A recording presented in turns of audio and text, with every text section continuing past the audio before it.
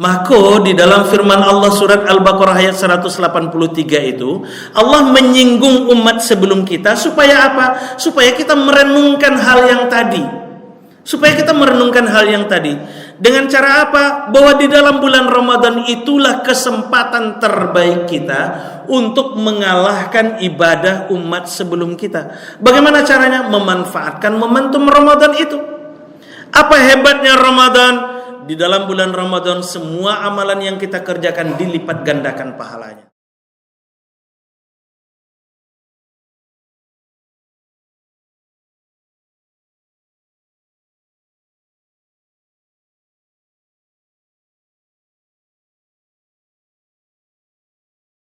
Assalamualaikum warahmatullahi wabarakatuh.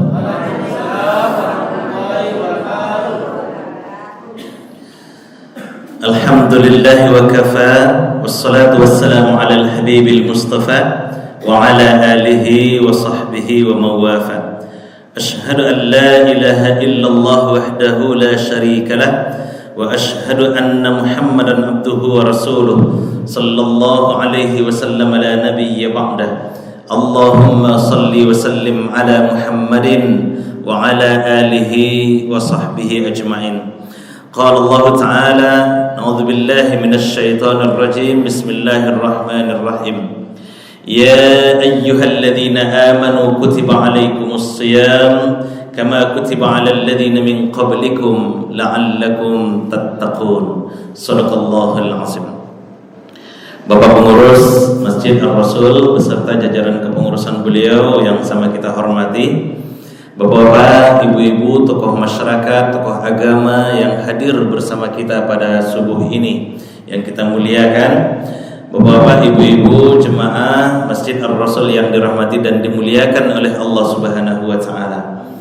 Syukur alhamdulillah kita ucapkan kehadiran Allah.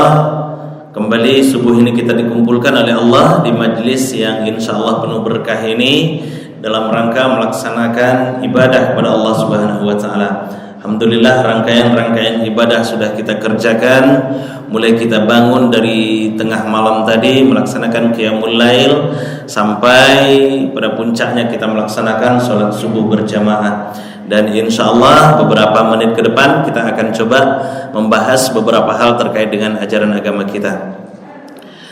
Salawat dan salam kita doakan juga kepada Allah, semoga tetap tercurah kepada baginda Rasulullah Muhammad sallallahu alaihi wasallam. Allahumma salli ala Muhammad wa ala ali Muhammad. Bapak-bapak, ibu-ibu, jemaah yang dirahmati Allah Subhanahu wa taala, seperti biasa kita awali pagi kita dengan doa menyambut pagi. Bismillahirrahmanirrahim. Allahumma bika asbahna wa bika amsayna wa bika nahya wa bika namut wa ilaikan nusyur. Allahumma bika asbahna wa bika amsayna wa bika nahya wa bika namut wa ilaikan nusyur. Ya Allah, bersamamu kami pagi ini, kami harap tetap bersamamu sampai sore nanti. Bersamamu hidup dan mati kami, kepadamulah kami kembali. Amin ya rabbal alamin.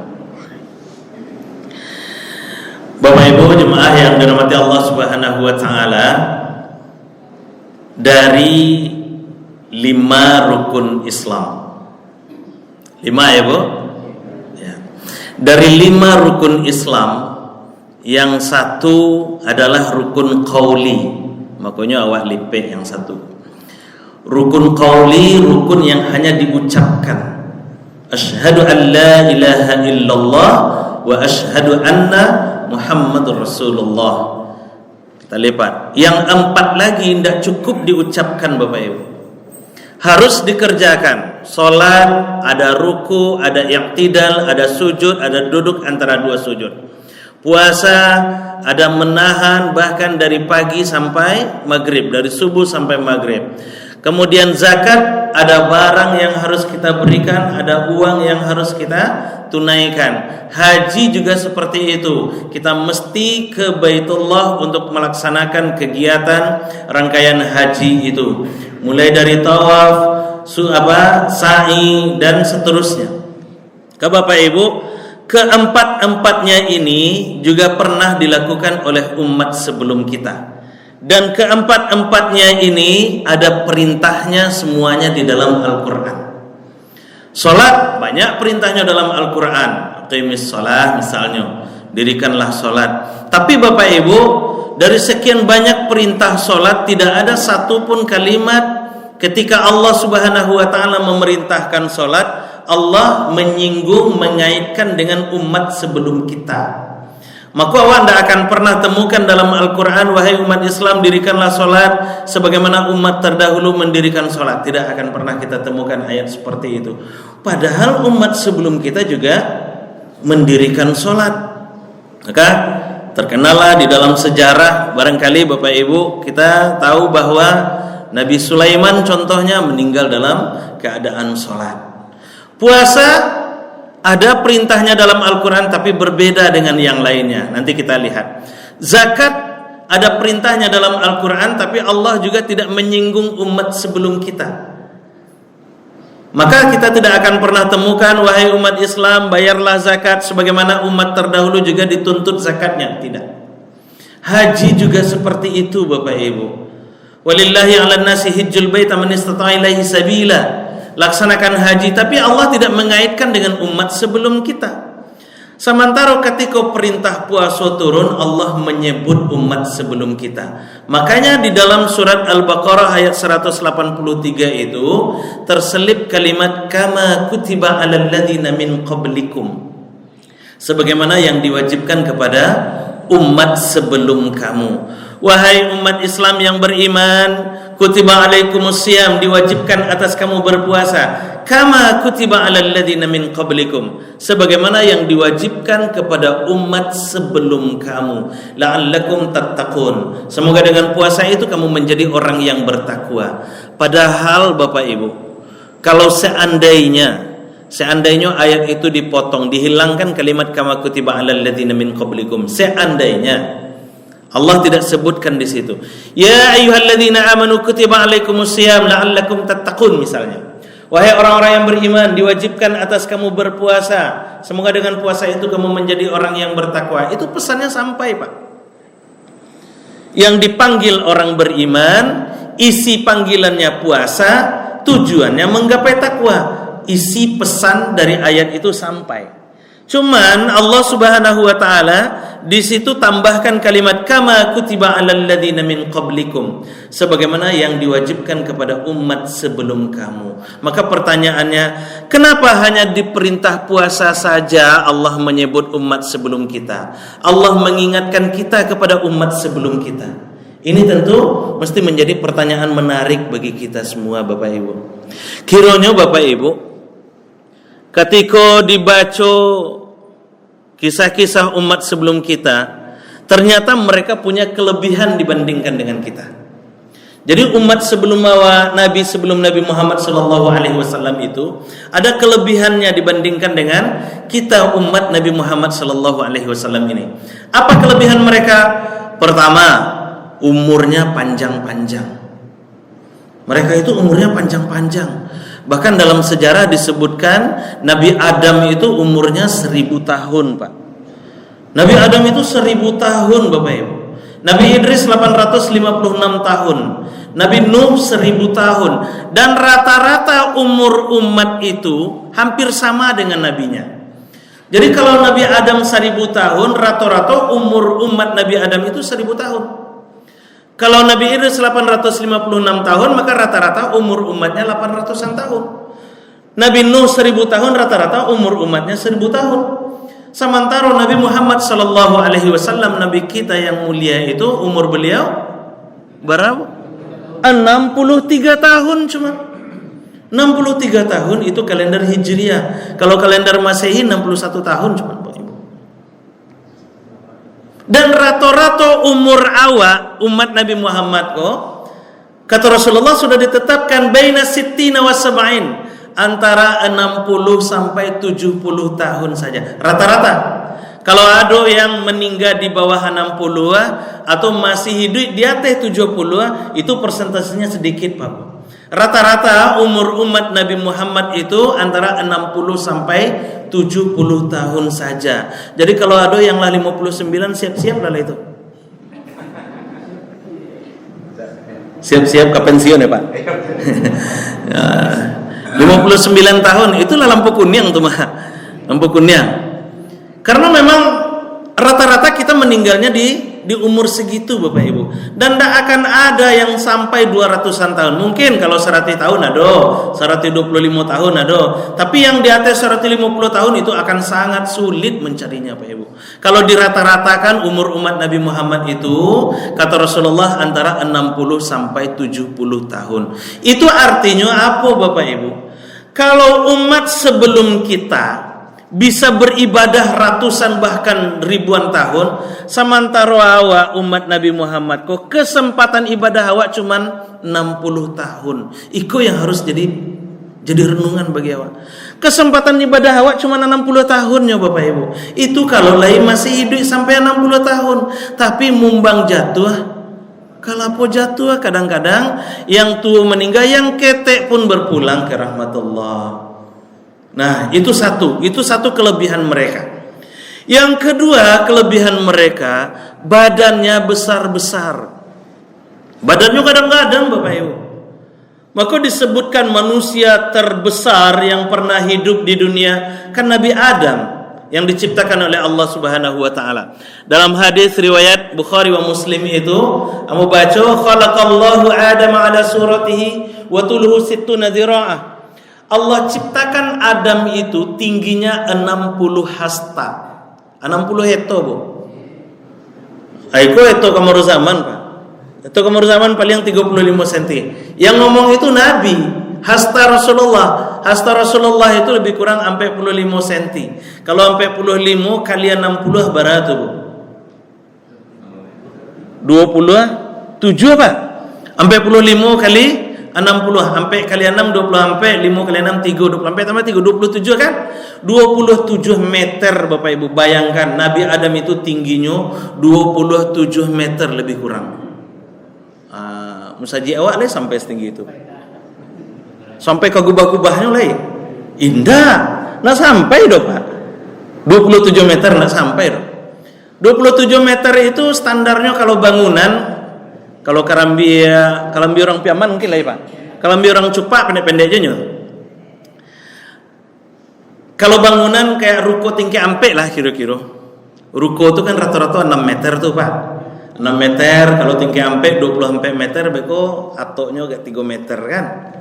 27 meter. Jadi kalau Nabi Adam membangun ruko, itu tidak perlu manjek-manjek kata itu tuh. Tinggi ampe rukonya, itu ambil atoknya tonggoan, nanti itu saya tanya.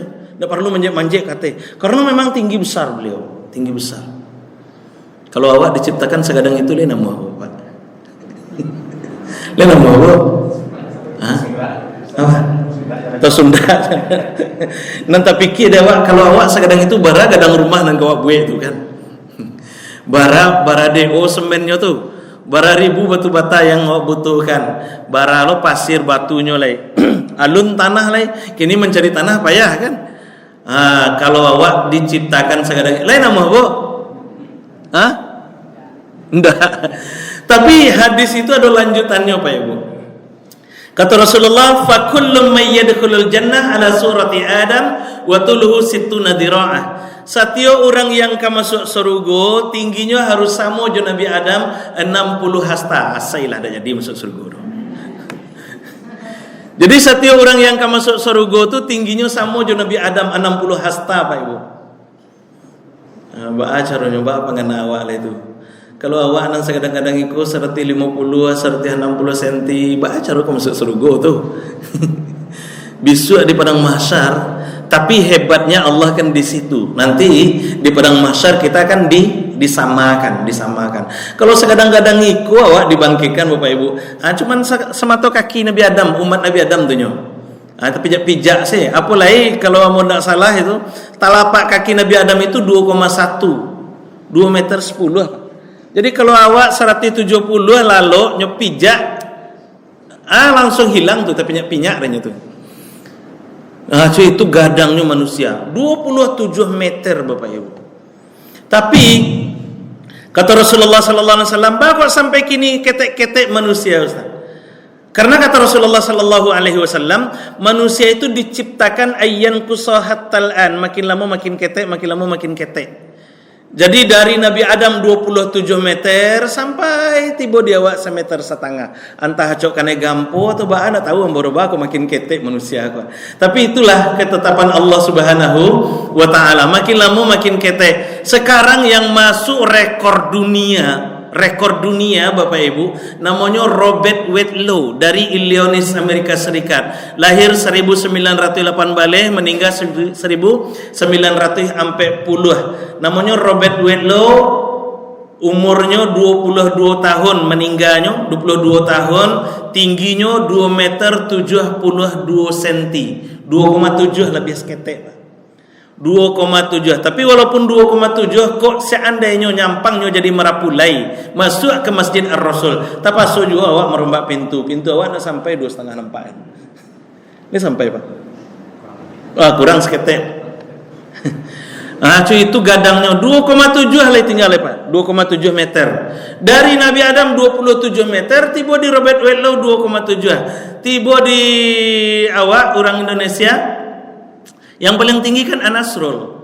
Anasrul itu kan 2,8 enggak salah tuh, yang masuk rekor muri. Tapi enggak sampai rekor dunia. Nah itu bisa di akhir zaman antah bara gadang manusia pasti makin ketek itu. Karena itu sudah ketetapan Allah Subhanahu wa taala. Itu yang kedua kelebihan mereka.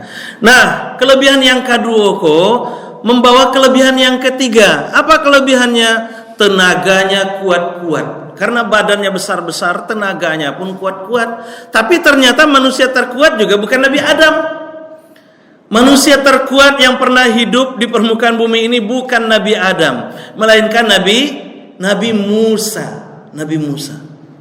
Nabi Musa itu pernah bercakap meninju orang, sekali tinju langsung mati, Pak. Sekali tinju langsung mati. Tapi Nabi Daud ada, Ustaz. Nabi Daud itu melunak-lunakan basi. Bisa membuat basi pakai tangan senyo jadi baju perang. Itu mukjizat. Itu mukjizat, bukan kekuatan manusia. Tapi Nabi Musa bercakap meninju orang itu bukan mukjizat. Itu bukan mukjizat. Maka kata Nabi Musa waktu itu, hadza min amali syaitan. Itu perbuatan syaitan. Itu kekuatan manusia. Jadi Bapak Ibu, pernah ceritanya suatu hari Nabi Musa, bukan Nabi Musa, ada orang Kipti, pemuda Kipti. Kipti ini bangsanya Fir'aun. Bercakap dengan bercakap itu bahasa lah pakai bahasa Indonesia lah orang para karam dia kiranya ya. Berkelahi ya, Pak. Berkelahi bahasa siko ya. Ayolah. Oh, bercakap lah juga. Ayolah bercakap saya lah. Jadi pernah orang Kipti bercakap juga orang Bani Israel. Kipti kau bangsanya Fir'aun, Bani Israel kau bangsanya Musa. Kalah orang Bani Israel kau ngadunya ke Nabi Musa. Musa, ambo tadi baca kak orang Kipti kalah, ambo tolong ambo cik katanya. Nah, mandanga kaumnya kalah, Bapak Ibu. Mandanga kaumnya kalah, aikolah di satu sisi kekurangan, tapi di sisi lain mungkin kelebihan bagi mereka. Orang Bani Israel itu, Bapak Ibu, solid sekali mereka. Jadi mereka kalau ada kaumnya yang bermasalah, mereka akan bantu tanpa tanya ini benar atau salah. Calilah Yahudi Israel sekarang, tidak peduli nyebatu atau salah, yang penting mereka tetap kuat, solid mereka itu, solid mereka. Jadi Nabi Musa juga seperti itu ternyata. Mandanga kaumnya kalah, nyuturi orang Kipti tadi, Bapak Ibu, nyuturi orang Kipti tadi, Pak. Batamu dan nyodapek dan nyotinju, sekali tinju langsung mati. Cuy, itu kuenya Nabi Musa, tinju Nabi Musa. Sekali tinju langsung mati, sampai kini dede. Berapa kuenya tinjunya tuh? Lah mati, Bu. Mati. Jadi dan itu bukan cerita kemarau zaman, itu cerita Al-Qur'an surat Al-Qasas ayat yang ke-15. Nanti Bapak Ibu bisa tengok nanti. Bahkan untuk membuktikan kuatnya tinju Nabi Musa bukan hanya manusia biasa, malaikat maut, Bu. Itu malaikat maut, Bu. Lai. Bilo kenalannya malaikat maut. Oh namanya. Gawat kok kalau ada yang kenal je malaikat maut di situ bayu kok. Malaikat maut Bapak Ibu pernah kena tinju Nabi Musa. Jadi waktu itu datang malaikat maut. Datang malaikat maut ke tempat Nabi Musa. Assalamualaikum ya Musa. Waalaikumsalam warahmatullahi wabarakatuh. Kirim malaikat maut tibu. Mangga kasih kau kecek Nabi Musa kan. Kecek malaikat maut pantang kalah ambo pai mencabui nyawangku kini. Nah, mandangan nyawanya ka dicabui langsung naik pitam Nabi Musa. Jadi Nabi Musa ini tipikalnya memang agak temperamental, Pak. Agak pemberang, naik darah lah kalau tiba dia mah. Nabi Harun pernah dimarahi kan. Nabi Khidir guru beliau juga pernah diprotes keras kan. Pernah diprotes keras. Memang kalau ndak ketujuh beliau tuh memang langsung diprotes, langsung berang beliau tuh kiranya. Jadi mendangan malaikat maut tibu kaman cabui nyawanya langsung nyotinju malaikat maut tibu di mata tapudu encik mata malaikat maut. Barak kuenya manusia tuh. Malaikatnya lawannya Pak Ibu.